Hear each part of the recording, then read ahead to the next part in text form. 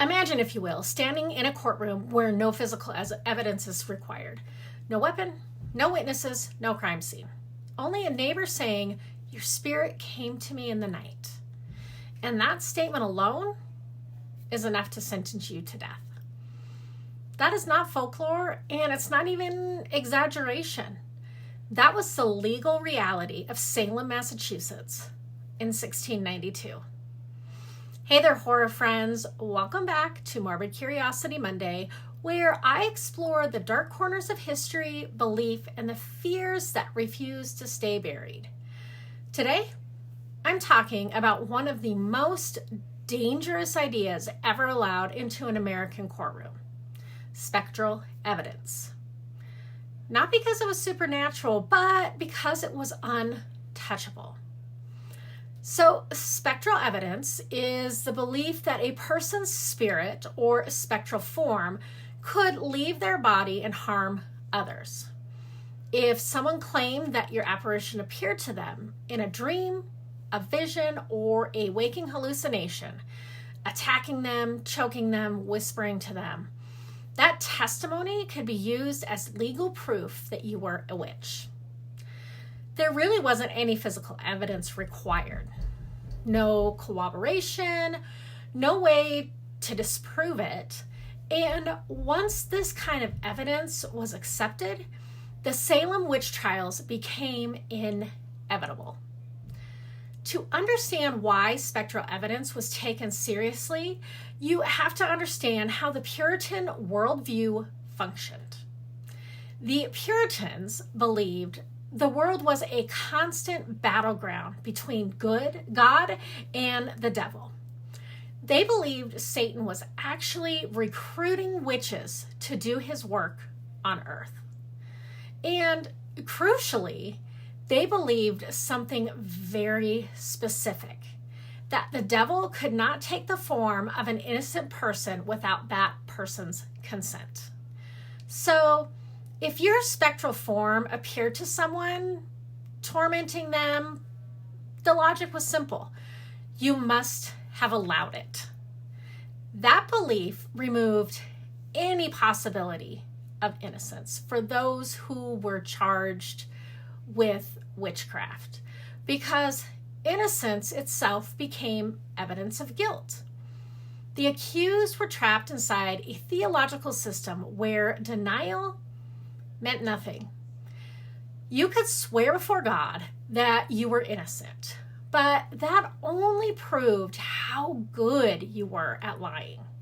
And once spectral evidence entered the courtroom, accusations spread like wildfire. Young girls began to claim they were being attacked by invisible forces. They convulsed, they screamed, they cried out names. And the court listened. People were arrested based solely on these claims. Neighbors accused neighbors, children accused parents, friends accused friends. And because the evidence existed only in the mind of the accuser, the accused had absolutely no defense.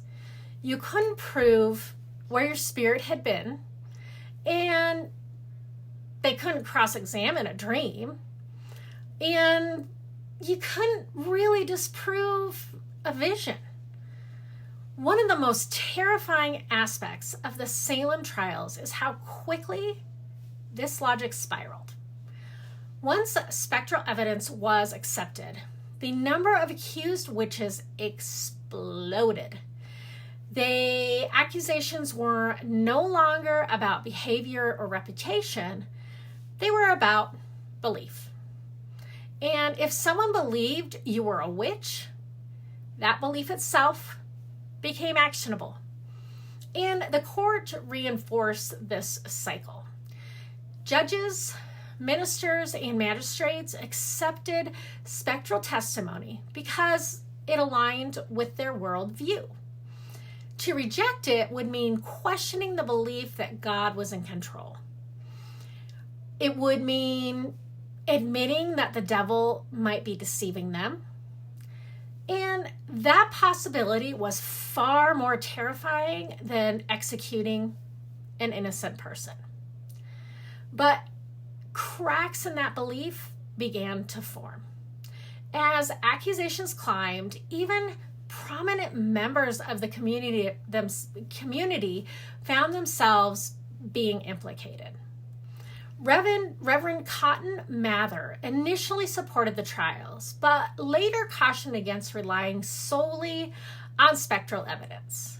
Eventually, Governor William Phips, he intervened.